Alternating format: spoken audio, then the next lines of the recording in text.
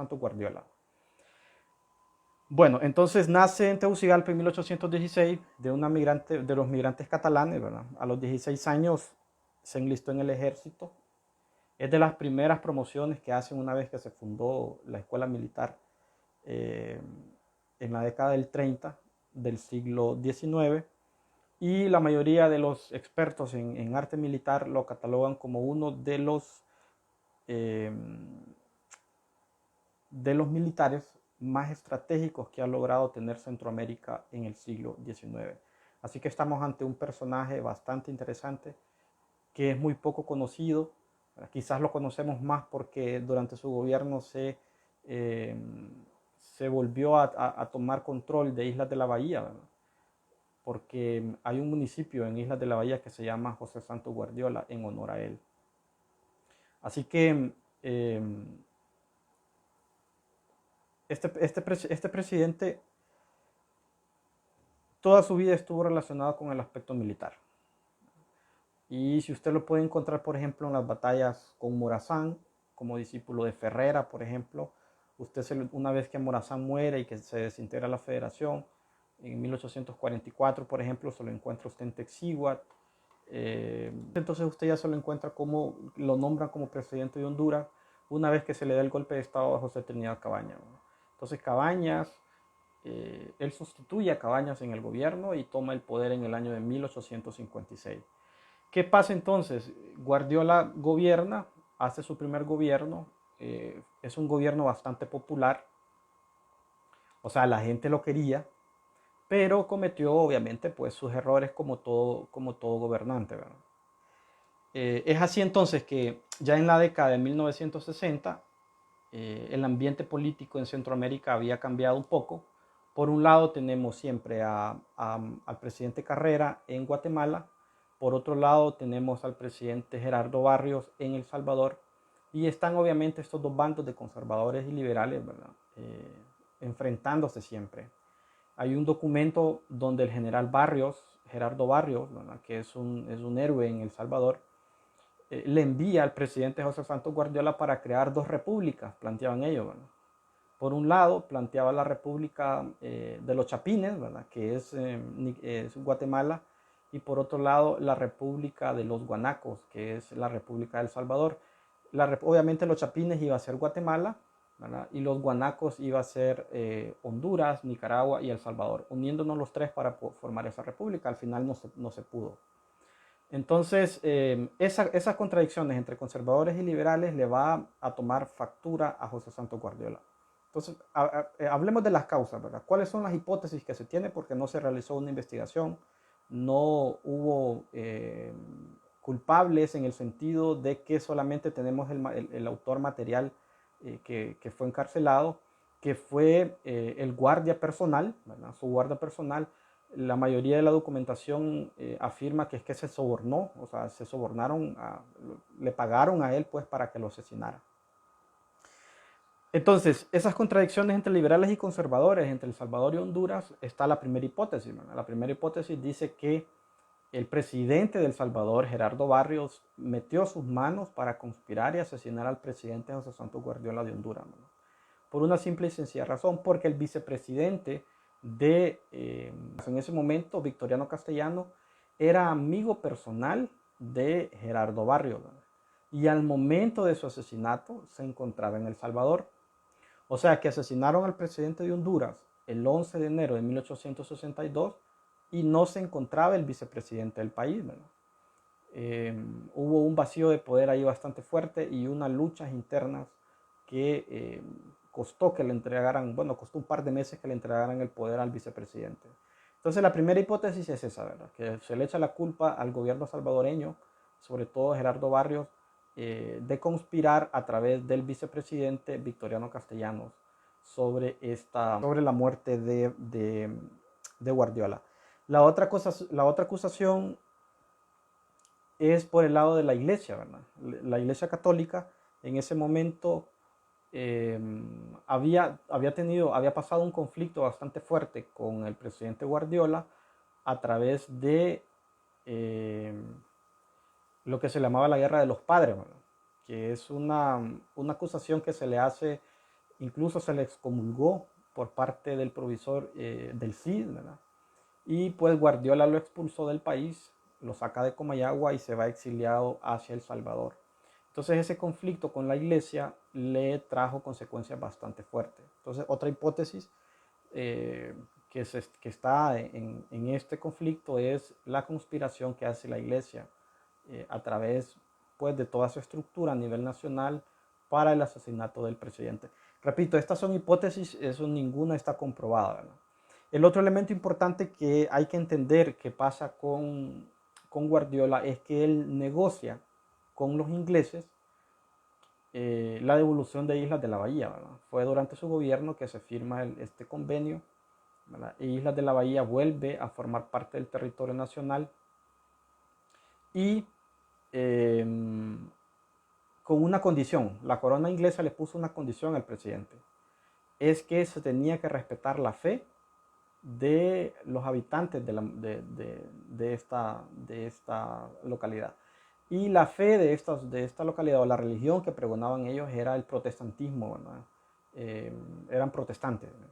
Por la influencia inglesa, porque acuérdense que los ingleses tenían esta rama del anglicanismo, ¿verdad? Que son protestantes del siglo XVI que surgen durante la reforma de Martín Lutero.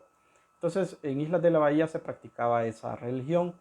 Eso obviamente trajo contradicciones, pues, porque acuérdese que entre el catolicismo y el protestantismo, aunque son de la misma religión, es el mismo cristianismo, pero son dos ramas diferentes, ¿verdad? Son dos enfoques diferentes, son dos modos de pensamiento bastante diferentes en ambas secciones, ¿verdad? Entonces eso también le trajo conflictos a Guardiola, porque Guardiola firma el convenio y dice sí, la gente de Islas de la Bahía puede eh, promulgar su fe, o sea, puede seguir con su fe, puede perfectamente seguir practicando su fe, ¿verdad? Y nosotros pues no nos metemos en eso. Eso, como les digo, trajo conflictos bastante serios. La otra cosa que debemos de entender nosotros es que había un conflicto internacional donde Honduras y El Salvador estaban en la palestra, ¿verdad? Que es la construcción del ferrocarril. El primer intento de la construcción del ferrocarril se da en el gobierno de José Trinidad Cabañas en 1854. Desafortunadamente se le da golpe de estado y no se pudo poner en vigencia el plan que tenía. Hay un mapa, yo lo he compartido en Facebook, donde ustedes pueden ver cómo se iba a construir ese ferrocarril. Como les digo, ese proyecto está desde el año de 1854 y estaba relacionado con capital estadounidense. Entonces, Estados Unidos e Inglaterra en el siglo XIX se estuvieron peleando por esta región del mundo, ¿verdad? Hasta que se firmaron los tratados, ¿verdad? Y entonces esa hegemonía entre una potencia que estaba en decadencia, que eran los ingleses, y otra potencia que empezaba a dar sus pininos, como era Estados Unidos, entonces trajo como consecuencia esta contradicción con la construcción del ferrocarril nacional.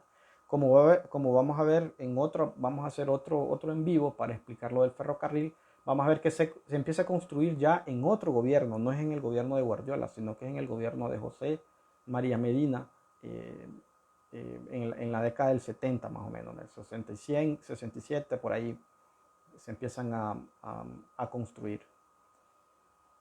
Bueno, entonces los ingleses y los estadounidenses también tenían intereses de que el presidente muriera, porque Guardiola estaba negociando con los ingleses, después empezó a negociar con los estadounidenses, ¿verdad?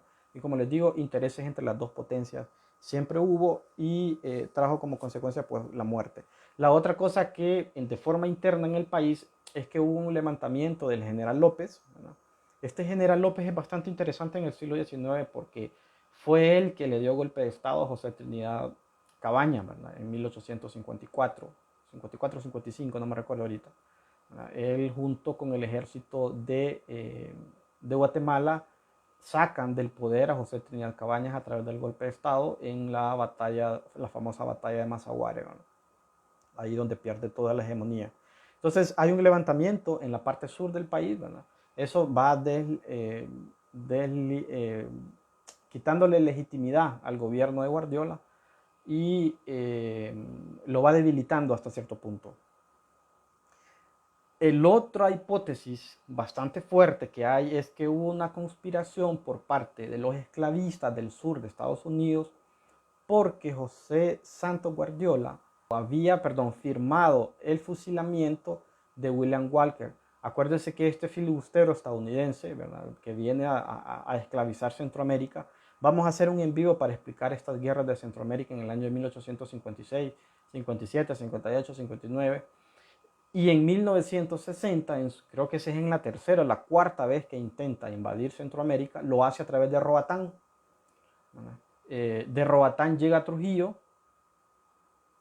junto con los ingleses, lo capturan, y el presidente José Santos Guardiola no le tembló la mano, simplemente firmó su acta de muerte, o sea, su fusilamiento. Ahí están los documentos en el Archivo Nacional de este señor. Entonces, como era William Walker un agente de los esclavistas del sur de Estados Unidos, entonces la otra hipótesis es que puede que hayan conspirado para matar al presidente que mandó a fusilar a su agente, ¿verdad?, o a este personaje. Y el sexto hipótesis que hay, y es la más fuerte, ¿verdad?, es que Guardiola, para financiar el ejército, empezó a cobrar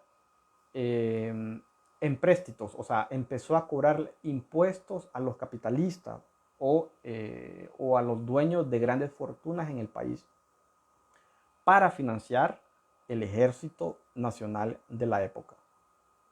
Si hay algo que ha caracterizado a la élite de Honduras, ¿verdad?, aparte de que hay gobiernos que han abusado de eso, es que no nos gusta pagar impuestos, ¿verdad? No nos gusta pagar impuestos.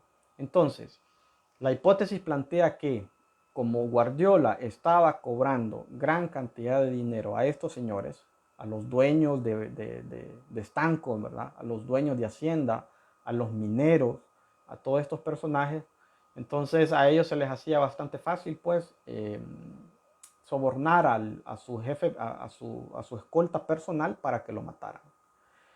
Y usted puede ver entonces que hay una gran cantidad de indicios, hay unos libros ahí muy buenos de cómo va viéndose la conspiración que hacen estos grandes hacendados, estos grandes mineros, estos grandes comerciantes.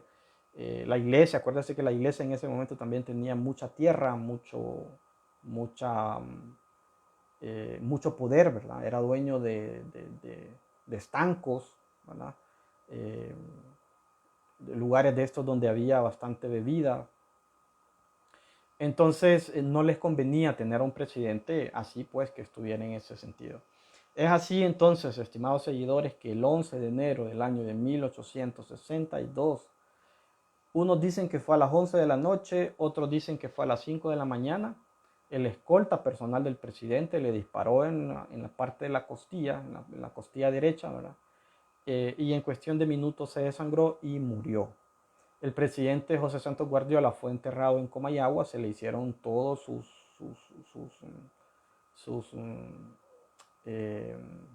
ritos, ¿verdad?, de muerto, y posteriormente fue sacado de Comayagua y traído a Tegucigalpa.